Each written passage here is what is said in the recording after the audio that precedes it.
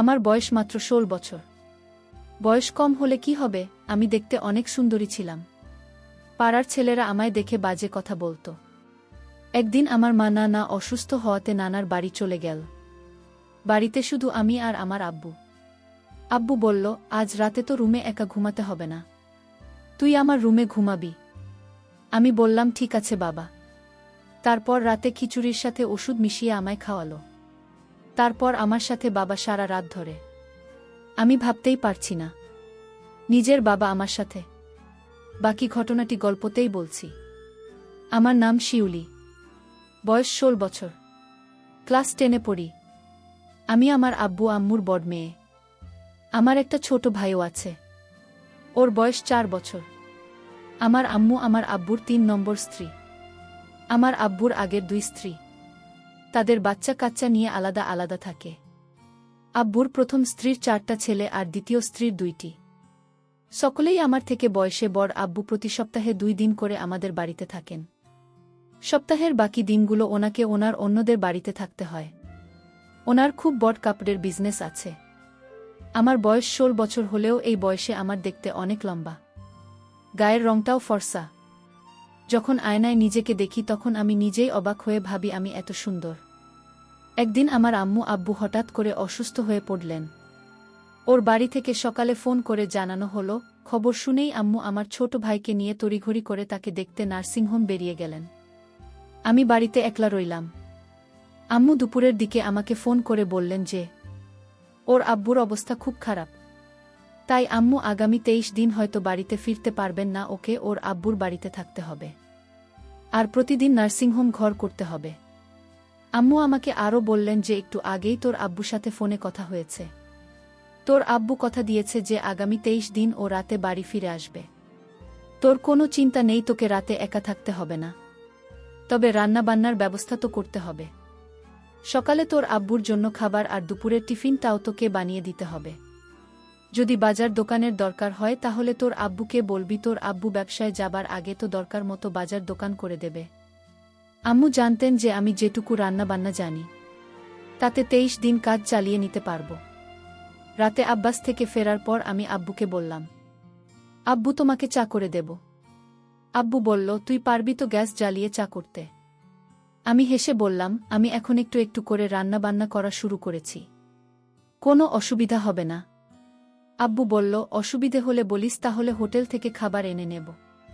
আমি আব্বুকে নিরস্ত করে বললাম, তার কোনো দরকার নেই, আমি সব পারব। আব্বু খুশি হয়ে আমার মাথায় হাত বুলিয়ে বাথরুমে ফ্রেশ হতে ঢুকল।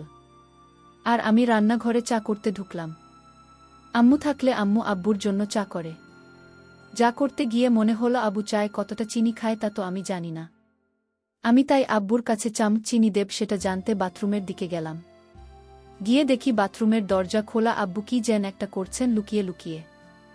আর একটু কাছে গিয়ে যা দেখলাম তাতে আমার চোখ ছানাবড়া হয়ে গিয়েছে। দেখি আব্বু আমার জামাকাপড় ধুয়ে দিচ্ছে। আমি আব্বুকে বললাম, আব্বু তুমি আমার জামাকাপড় ধুয়ে দিচ্ছে কেন? আমি দিতে পারবো, তোমাকে কষ্ট করতে হবে না। আমি হতবাক হয়ে গেলাম আব্বুর কাণ্ড দেখে। সরল মনে আব্বুকে ডেকে বললাম, আব্বু কি করছো কি তুমি? ওগুলো আমিও কাচতে পারব তো? আব্বু বলল, ওগুলো থেকে তো ঘামের গন্ধ বের হচ্ছে। আব্বু প্রথমটায় কেমন যেন একটু থতমত খেয়ে গেল। আমি যে হঠাৎ এখানে চলে আসতে পারি তা হয়তো ভাবেনি। কিন্তু আব্বু কয়েক সেকেন্ডের মধ্যেই নিজেকে একটু সামলে নিল। আমি তো আব্বুকে কোনোদিন দেখিনি আমার কাপড় ধুয়ে দিতে। আজকে নাবদ কাপড় ধুয়ে দিচ্ছে। আমি ভাবলাম হয়তো বাড়িতে নেই, তাই আমার হাতের চাকে আব্বু খুব খুশি হল। আমরা একসাথে টিভি দেখতে বসলাম। টিভিতে একটা সিনেমা চলছিল। সিনেমাতে হঠাৎ একটা অদ্ভুত দৃশ্য দেখতে পেলাম। আর সেটা দেখে আমার ভয় করতে শুরু করল। আর আমি ভূতকে খুব ভয় পাই। আব্বু আমার ভয় দেখিয়ে নিজের আব্বুকে নিজেরই কেমন যেন অচেনা বলে মনে হতে লাগল। যে আব্বু আমাকে কষ্ট করে বট করেছে, যে আব্বুর কাছে এটা ওটা বায়না করেছি দুষ্টুমি করলে বা পড়াশোনায় ফাঁকি দিলে, যে আব্বুর ধমক খেয়ে অভিমানে কান্নাকাটি করেছি, শরীর খারাপ হলে যে আব্বু আমার পাশে সারারাত ঘুমিয়ে থেকেছি, সেই আব্বুকে আজ হঠাৎ কেমন যেন অচেনা একটা বাইরের লোক বলে মনে হচ্ছিল। আব্বুকে আজ আমি অন্যরকম দেখতে পেলাম। ঝট করে উঠে পড়ে রান্নাঘরের দিকে হাঁটা দিলাম। আব্বুকে বললাম, আব্বু আমি একটু রান্নাঘরে যাচ্ছি।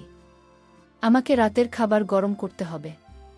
আমি আব্বুকে দেখলাম আমার পিছু পিছু রান্নাঘরে চলে আসছে। আব্বুকে বললাম, তোমার আসার দরকার ছিল না। তারপর রাতে আমি আর আব্বু একসাথে খাবার টেবিলে খেতে বসলাম। দেখি আব্বু খেতে বসেও এক অন্যরকম দৃষ্টিতে আমার দিকে বারবার তাকাচ্ছে। জীবনে কোনোদিন আব্বুকে আমার দিকে রকমভাবে তাকাতে দেখিনি আমি। আব্বু হঠাৎ আমাকে জিজ্ঞেস করল, তোর আমি পরশু ফিরবে? আমি বললাম, জানি না। তবে আম্মু আজ ফিরতে পারবে না সেটা বলে গেছে। শিউলি, আজ রাতে তুমি আমার রুমে ঘুমাবে। আমি বললাম, কেন? আমি তো আমার ঘরে এসো বলে বিছানা করে রেখেছি। আব্বু বলল, আজকে তো তোমারা মনেই আলাদা আলাদা শুয়ে কি হবে, আর তাছাড়া আমি তোমাকে একা একা রুমে ঘুমাতে দিতে পারি না। আমি বিশেষ না ভেবে মাথা নেড়ে সম্মতি দিলাম। রাতে আমি আম্মুর শোবার ঘরে গিয়ে খাটে মশারি টাঙিয়ে শুয়ে পড়লাম। আব্বু তখন বাথরুমে। আব্বু বাথরুম থেকে ফিরে ঘরে ঢুকে দরজা বন্ধ করে দিন। আব্বু লাইট নিভিয়ে দিন। আমি বললাম, আব্বু নাইট বলটা চালাও না। আব্বু বল, না থাক, আজ অন্ধকারই ভালো লাগছে। লাইট পুরোপুরি নিভে যেতে ঘরে অন্ধকার ছেয়ে এল আর আমি ঘুমিয়ে পড়লাম।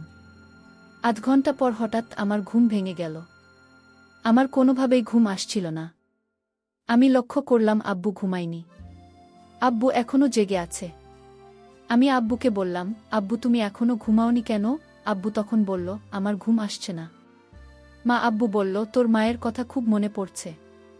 আমি আব্বুকে বললাম, আব্বু একদিন হলো না আবু বাড়িতে নেই, আর তাতেই তুমি এত চিন্তিত হয়ে গেছ।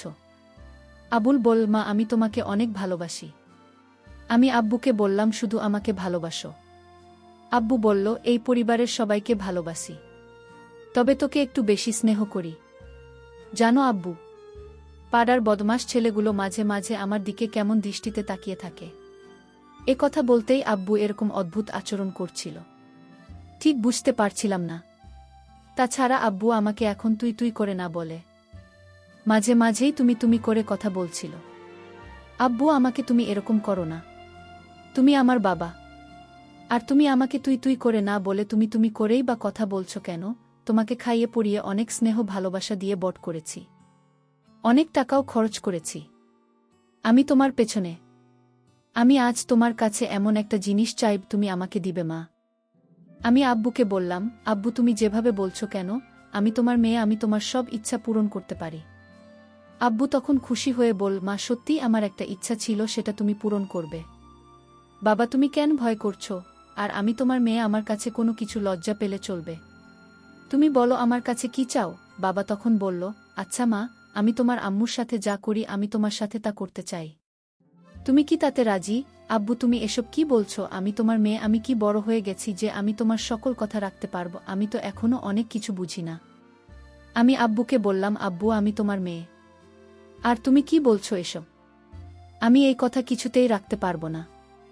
আব্বু তখন কেঁদে বলল, তুমি যখন ছোট ছিলে তখন তোমার শরীর খারাপ হলে কত রাত আমি না ঘুমিয়ে জেগে থেকেছি জান। তুমি কত বায়না করেছে আমার কাছে। তোমার সব ইচ্ছা, বিভিন্ন গিফট সহ আমি কষ্ট করে তোমার আবদার পূরণ করেছি। আজ তোমার কাছে আমি একটা সামান্য জিনিস চাইছি, তা তুমি দিতে পারবে না। মা, আমি বাবাকে বললাম, বাবা এটা সামান্য না, এটা কেউ দিতে পারবে না। আমি আমার মেয়েকে বললাম, তাহলে তুমি আমাকে এত বড় কষ্ট দিলে, মুখে মুখে না করে দিলে তুমি? আমি জানতাম না আমার মেয়ে এতটা পাষাণ হতে পারে। আমি আমার বাবাকে বললাম, বাবা এটা কি করে সম্ভব তুমি বলো? আর তোমার মতো বাবা আমি খুব কম দেখেছি। যেটা পারব না সেই জিনিসের কথা কেন বললে বাবা? আমি বাবাকে তখন কান্না করতে দেখলাম, বাবা কাঁদছে। আমি বাবাকে বললাম, তুমি কেন কাঁদছো এভাবে? ঠিক আছে তুমি যদি কান্না থামাও তাহলে আমি কিন্তু তুমি আমায় যা বলছো সব কিছু আমি আম্মুর কাছে বলে দিব। আমি তখন বললাম, না মা, এসব কি কাউকে বলা যায়? তুমি তোমার আম্মুকে কিছু বলো না। যদি তোমার আম্মুর কাছে আমার কথা বলো তাহলে তোমার আম্মু এ বাড়িতে আমার জায়গা দেবে না। তাই তোমার আম্মুকে এসব বলতে যেও না। তুমি কি চাও এই বাড়ি থেকে আমি দূরে কোথাও চলে যাই? আমার মেয়ে শিউলি তখন বলল, তাহলে আব্বু তুমি আর কোনোদিন এসব কথা বলবে না? আমি বললাম, ঠিক আছে মা, বলবো না। তবে আমার একটা অন্য কথা আছে, সেটা রাখবেন না? মা, আমি আব্বুকে বললাম, আব্বু তোমার এসব কথা ছাড়া আমি সব কথা তোমার রাখব। আমি বললাম, লক্ষ্মী মেয়ে আমার, তাহলে তোমার আম্মু কাল আসবে না, তুমি আর আমি বাড়িতে কাল আমরা দুজন থাকব। তাহলে আমি তোমাকে কাল হোটেল থেকে খাবার নিয়ে আসব তোমার জন্য। আমি বললাম, বাবা আমি তো রান্না করতে পারি, তাহলে হোটেল থেকে খাবার আনবে কেন?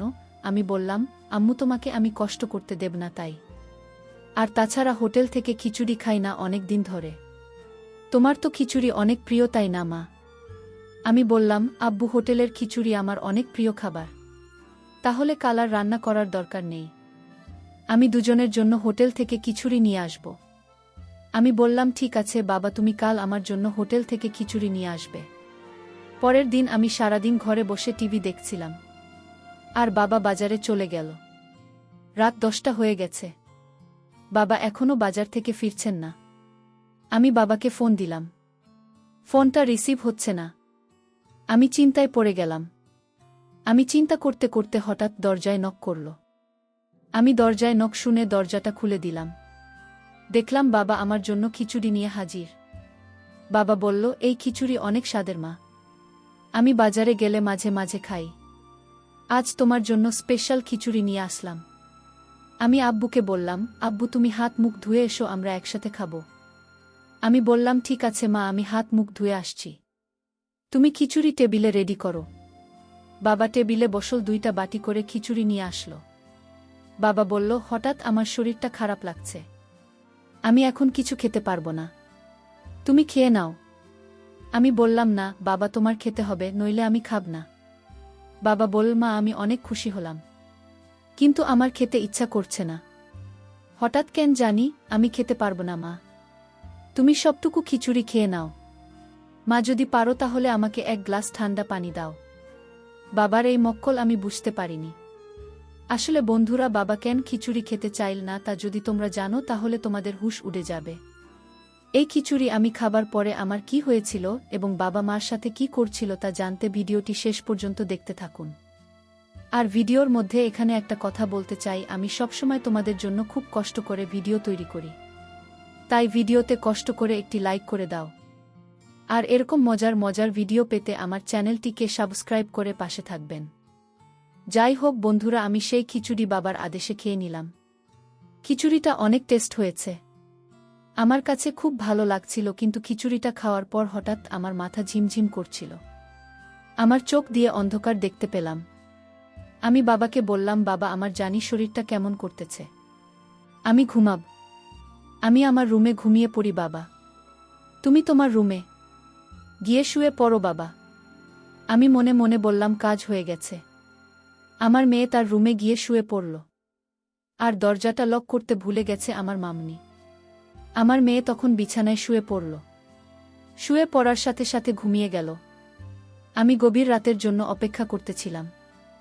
রাত যখন 2টা বাজে তখন আমি আমার মেয়ের রুমে গেলাম। তারপর তার বিছানায় বসলাম। দেখলাম আমার মেয়ে নিষ্পাপ শিশুর মতো ঘুমাচ্ছেন। আমার মেয়েকে চাঁদের চেয়েও সুন্দর লাগছিল। আমি আমার মনের অজান্তে ভুল গিয়েছিলাম। এটা আমার মেয়ে। আমি যখন আমার মেয়ের দিকে তাকিয়েছিলাম তখন দেখলাম মেয়ে আমার খুব শান্তিতে ঘুমাচ্ছে। আমার মাথায় মাথায় বারবার জানান দিচ্ছিল, আজ তোমার সুযোগ, আজ তোমার এই সুযোগ কখনো চেয়ে দিও না, কারণ এই সুযোগ তুমি আর পাবে না। আর তাই আজ তোমার সময়। আমার মাথায় এই চিন্তা ভর করল। হঠাৎ লক্ষ্য করলাম আমার মেয়ে আমার দিকে তাকিয়ে রইল। মাত্র দেখলাম ঘুমিয়ে আছে। হঠাৎ চোখ খোলা, এক দৃষ্টিতে আমার দিকে তাকিয়ে রইল। আমি একটু ভয় পেয়ে গেলাম। আমার মেয়ে কি না কি মনে করে এত রাতে তার রুমে আমি আমার মেয়েকে বললাম, মা তুমি মশারি টাঙাতে ভুলে গিয়েছ, কিন্তু তোমায় মশারি থেকে বাঁচাতে আমি মশারি টাঙিয়ে দিতে আসলাম। দেখি আমার মেয়ে কোনো কথা বলে না, আমার দিকে এক পলকে চেয়ে রইল। আমি বললাম, তুমি কথা বলছো না কেন? আমার আরও একটা জোরে ডাক দিলাম, তুমি কথা বলছো না কেন? আমি আমার মেয়ের নাকের কাছে হাত দিয়ে দেখলাম সে নিঃশ্বাস নিচ্ছে না। আমি বুঝতে পারলাম আমার মেয়ে দুনিয়াতে নেই। আমার মেয়ে মারা গেছে। আমি চিৎকার করে কান্না করে বললাম, আমি কি করলাম? আমি আমার মেয়েকে নিজের দোষে দুনিয়া থেকে বিদায় করে দিলাম। আমি তো জানতাম না যে এই খিচুড়ি ছেলে মেয়ে মারা যাবে। আমি ভেবেছিলাম ঘুমিয়ে থাকবে, কোনো হুঁশ থাকবে না। এখন তো দেখি আমার মেয়ে মারা গেছে। আমার শাস্তি হওয়া উচিত। আমি এভাবে চিল্লাতে থাকি। প্রিয় বন্ধুরা, গল্পটি ভালো লাগলে অবশ্যই কমেন্ট করে জানাবেন। আর নিয়মিত এমন আলাদা স্বাদের গল্প শুনতে ভিডিওটিতে লাইক এবং চ্যানেলটিকে সাবস্ক্রাইব করে সাথেই থাকুন। আর হ্যাঁ, নোটিফিকেশন বেলটি অল করে রাখবেন, যাতে পরবর্তী গল্প সবার প্রথমে আপনাদের কাছে পৌঁছে যায়। ধন্যবাদ বন্ধুরা। ধন্যবাদ সবাইকে।